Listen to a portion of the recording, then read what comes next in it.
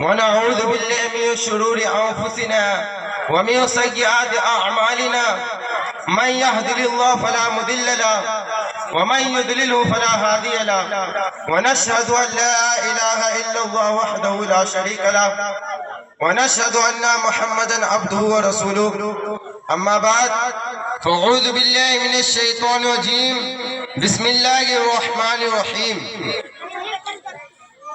قل هل يستوي الذين يعلمون والذين لا يعلمون صدق الله العظيم وبلغنا رسوله النبي الأمين المتين الغفور الرحيم ونحن على ذلك لمن الشاهدين والشاكرين والحمد لله رب العالمين آمين. عزیزان ملت اسلامیہ، ابھی میں نے جس آیت کریمہ کی تلاوت کا شرف حاصل کیا اس پر روشنی ڈالنے سے پہلے مناسب سمجھتا ہوں کہ ہم اور آپ مل کر سید ابرار و اخیار، شہنشاہ ذی وقار، کائنات کے ولی فصل بہار، رہبر اعظم، قائد اعظم، نیر اعظم، مالک نسجا، حبیب پروردگار جناب احمد مجتبی سرکار محمد مصطفیٰ صلی اللہ علیہ وسلم کی بارگاہ بےکس پناہ میں اپنی غلامی کا ثبوت دیتے ہوئے درود شریف کا نذرانہ پیش فرمانے کے ساتھ بڑے آواز سے بلند اللہم صلی سیدنا شفیعنا کریمنا و مولانا محمد صلو علیہ الصلوۃ والسلام علیہ یا رسول اللہ صلی اللہ علیہ وسلم. جب علم ہی نہیں تو عمل کیا ہوگا؟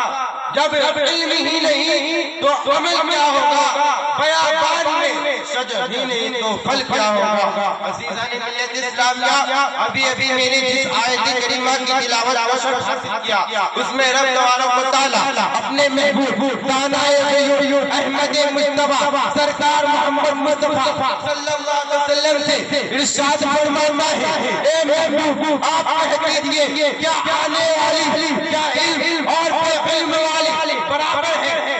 عزیزان ملت اسلامیہ، کیا علم والے اور بے علم والے برابر ہو سکتے ہیں؟ نہیں، ہرگز نہیں، اس لیے کہ علم روشنی ہے اور جائے تاریکی، روشنی اور تاریکی برابر نہیں ہوتی، اجالا اور اندھیرا برابر نہیں ہو سکتا. علم وہ دولت ہے جس کو کوئی چرا نہیں سکتا. علم وہ دولت ہے جتنا خرچ کیا جائے اتنا بڑھتا ہے. علم وہ خزانہ ہے جو کبھی کم نہیں ہوتا. علم تاریخ والوں کو منور کرتا ہے. علم انسان کو مذہب بنا دیتا ہے. انسان علم ہی سے بڑوں کا ادب کرنا سیکھتا ہے. انسان علم ہی سے اپنے والدین کا مطلب پہچانتا ہے.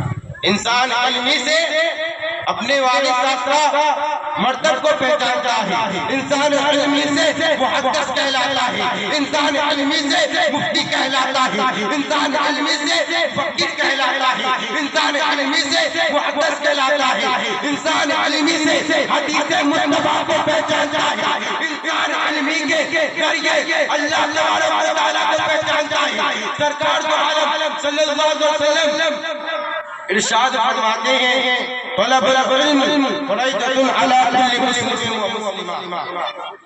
علم کا حاصل کرنا ہر مسلمان مرد عورت پر فرض ہے. علم کا حاصل ہر مسلمان مرد عورت پر فرض ہے. علم حاصل کرنا چاہیے. دوسرا تکبیر کر رہا ہے. اور میں حضور غوث پاک رضی اللہ تعالیٰ عنہ کے زمانے کا ایک واقعہ سناتا چلوں. اس کے بعد کرے گا. حضور غوث پاک کے زمانے میں ایک شخص تھا. حضور غوث پاک کے زمانے میں ایک شخص تھا جو اپنی بیٹی سے بہت اپنی بیٹی سے بڑا محبت کرتا تھا. سبحان اللہ. محبت کرے کیوں نہ؟ ہمارے پیارے نبی صلی اللہ علیہ وسلم اپنی بیٹی سے محبت اور محبت کرنا، بیٹیوں سے محبت کرنا ہمارے پیارے نبی صلی اللہ علیہ وسلم کی سنت. تو سنو، وہ ایک شخص تھا جو اپنی بیٹی سے بے پناہ محبت کرتا تھا. جب ان کی بیٹی کا انتقال ہو گیا، جب باپ اپنی بیٹی کو دفن کر کے آیا، جب گھر پہ آیا روتا، اس قدر روتا، اس قدر روتا کہ محلے والے پریشان ہو گئے، محلے والے جمع ہوئے اور بولے بھائی کیا بات ہے آپ اتنے پریشان کیوں رہتے ہیں؟ بھائی کیا بات ہے آپ اتنے پریشان کیوں رہتے ہیں؟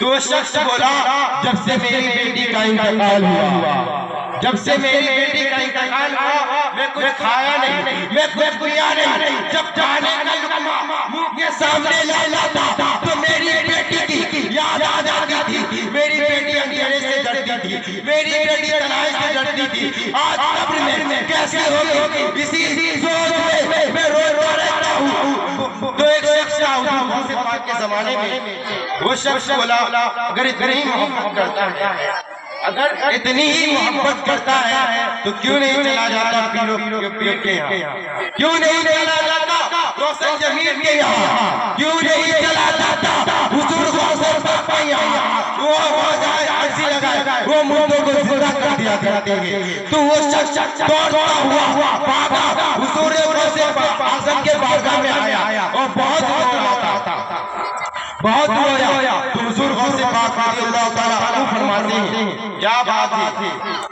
کیا ہوا ہے، کیا بات ہے، اتنے رو رہے ہو؟ تو شخص بولا جب سے میری بیٹی کا انتقال ہوا ہے حضرت، جب سے میری بیٹی کا انتقال ہوا ہے میں کچھ کھایا نہیں، میں کچھ پیا نہیں، میں جب کھانا کھانے جاتا تو بیٹی کی یاد آ جاتی، میری بیٹی اندھیرے سے ڈرتی تھی، میری بیٹی تنہائی سے ڈرتی تھی، آج قبر میں کیسے ہوگی اسی یہی سوچ کر میں رونے لگتا ہوں۔ تو حضور غوث پاک رضی اللہ تعالیٰ عنہ فرماتے ہیں تمہاری بیٹی صحیح سلامت ہے، اسے قبر میں سرکار دو عالم صلی اللہ علیہ وسلم کی پیار میں وہ بہت خوش ہے۔ تو وہ شخص نہیں، اسے تسلی نہیں ہوئی، وہ نہیں مانا، بولا حضرت نہیں میری بیٹی کو آپ زندہ فرما دیں، میں نے سنا ہے آپ کو زندہ کر دیا کرتے ہیں، آپ میری بیٹی کو زندہ فرما دیں۔ تو حضور غوث پاک رضی اللہ تعالیٰ عنہ فرماتے ہیں جو کرسی باہر میں ہے آپ لوگ اندر آ جائیں لے کر کے بیٹھیے، اور باہر سے جتنے بھی ہمارے علماء شورا حضرات ہیں وہ سارے کے سارے حضرات آ چکے ہیں، تشریف لا چکے ہیں۔ حضرت علامہ مولانا مفتی جہانگیر عالم صاحب صاحب تشریف لا چکے ہیں۔ مفکر اسلام مقدر بے مثال حضرت علامہ مولانا ہارون رضا صاحب قبلہ چترویدی جو آپ کو وید بھی سنائیں گے، منتر بھی سنائیں گے، ایسے خطیب تشریف لا چکے ہیں، ان کی زبانی آپ حضرات تقریر سماعت فرمائیں گے۔ شاعر اہل سنت حضرت مثال الدین صاحب قبلہ وہ بھی تشریف لا چکے ہیں۔ شاعر اہل سنت حضرت چاہت دربھنگوی صاحب قبلہ جن کو آپ پہلی مرتبہ سنیں گے وہ تشریف لا چکے ہیں، آرام گاہ میں آرام فرما رہے ہیں۔ میں تمام حضرات سے گزارش و اپیل کروں گا کہ جو بھی حضرات اللہ رسول کا ذکر سننے کے غرض سے تشریف لا رہے ہیں سب کا ویلکم ہے، سواگتم ہے۔ آپ حضرات محفل نور میں شامیانہ رحمت پر تشریف لائے اور اللہ رسول کا ذکر سنیں اور ثواب حاصل کرنے کی کوشش کریں۔ تمام کے تمام شورا حضرات مقررین حضرات تشریف لا چکے ہیں۔ آپ حضرات بہت زیادہ تعداد میں تشریف تو لائے ہیں لیکن پنڈال سے بہت زیادہ آپ لوگ باہر گھوم رہے ہیں۔ میں چاہوں گا کہ اگر آپ حضرات نے اس جلسے میں آپ حصہ لیا ہے تو آپ اس جلسے کو کامیاب بنائیں اور محفل نور میں آ کر کے شامیانہ رحمت میں اپنی جگہ لے لیں۔ آپ حضرات کے لیے کرسیوں کا انتظام کیا گیا ہے اور ماں اور بہنوں کے لیے نیچے بیٹھنے کا انتظام کیا گیا ہے۔ کچھ ماں اور بہنیں کرسیاں لے کر کے بیٹھ چکی ہے، اگر مرد حضرات کی تعداد زیادہ بڑھ جائے گی تو آپ کو کرسی دینی پڑے گی۔ آپ لوگ کی جگہ نیچے میں بچھا دی گئی ہے، آپ اس پہ بیٹھیے گا تو کچھ پردہ بھی ہو جائے گا اور پردے میں رہنا بہتر ہے۔ تمام حضرات سے گزارش ہے کہ آپ حضرات ادھر ادھر اپنا وقت ضائع نہ کریں بلکہ اللہ رسول کی بات چل رہی ہے تو اللہ رسول کی بات سننے کے غرض سے، اللہ رسول کا تذکرہ سننے کے غرض سے اس محفل نور میں شامیانہ رحمت پر تشریف لائیں اور ثواب سے مالا مال ہونے کی کوشش کریں اور اپنے درجات کو بلند و بالا کریں۔ ہمارا ایک بار دعا شریف پڑھ لیجیے اللہم صلی علی سیدنا شفیعنا کریمنا مولانا محمد و بارک وسلم صلو علیہ الصلوۃ والسلام علیک یا رسول اللہ صلی اللہ علیہ وسلم. عزیزان ملت اسلام وقت بہت کم ہے. میں آپ 5 منٹ کے لیے گفتگو کرنا چاہتا ہوں. وہ شخص بولا حضرت نہیں آپ میری بیٹی کو زندہ فرما دیں، آپ میری بیٹی کو زندہ فرما دیں. تو حضور غوث پاک رضی اللہ تعالیٰ عنہ فرماتے ہیں قبر جانتا ہے 216. ہاں میں جانتا ہوں تازہ قبر ہے 216. حضور غوث پاک رضی اللہ تعالیٰ عنہ فرماتے ہیں چل لے جائے قبر کے پاس. تو قبر کے پاس سے امو بنت زینب نعنا کی قبر پھٹی اور بچی باہر نکلی. اور جب باہر نکلی تو اس کا باپ پھیلایا بولے ایسے شادی دیکھ تیرا باپ نہیں آیا. دیکھ تیرا باپ نہیں آیا. میری بیٹی دیکھ تیرا باپ نہیں آیا. لیکن ایک بار حضور غوث پاک رضی اللہ تعالیٰ عنہ بولتے دیکھ شہزادی تمہارا باپ نہیں آیا. تمہارے باپ پاؤں پھیلائے ہوئے کھڑے ہوئے جاؤ تمہیں لینے آئے. بیٹی کا جملہ سنو.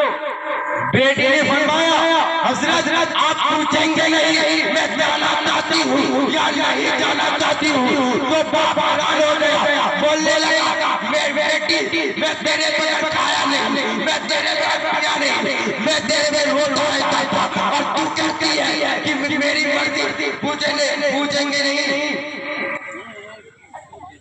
بیٹی کا جملہ سنو طرف جاؤ. عزیزان ملت اسلامیہ اور کبھی ملیں گے تو گفتگو کریں گے. وقت بہت کم ہے. السلام علیکم ورحمۃ اللہ وبرکاتہ. ہمارے بہت ہی جلد جو بیرونی